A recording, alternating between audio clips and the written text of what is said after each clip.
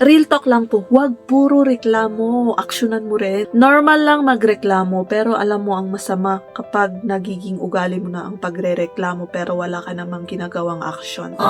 Or worse, naghahanap ka ng ibang taong masisisi. Gusto mo sila na ang mag-ayos ng problema mo. Sa halip na magreklamo at magreklamo ka dyan at wala kang inaatupag, mag-focus ka sa solusyon na dapat mong gawin. Meaning, i-acknowledge mo po yung problema at gawan mo po siya ng solusyon. Ang lagi mong reklamo, maliit ang sahod. So, meron ka bang ginagawa para tumaas din ang inyong sahod? Kailangan din natin pataasin ang ating mga skills para din po tumaas din ang ating mga income.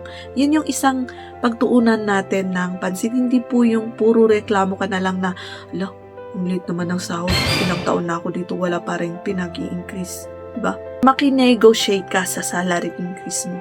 Pero kung ayaw mo namang maki-negotiate at wala talagang balak mag-increase ang inyong boss, dahil alam mo naman sa sarili mo ay nag-increase din, nag-appreciate, para ng real estate mo, nag-appreciate ang inyong value or tumaas ang inyong mga skills, then look for another company. Or di naman, gawan ka ng paraan kung ano pa yung pwede mong pagkakakitaan. Di ba? So, wag puro reklamo. Kapag puro reklamo kasi tayo, walang mangyayari.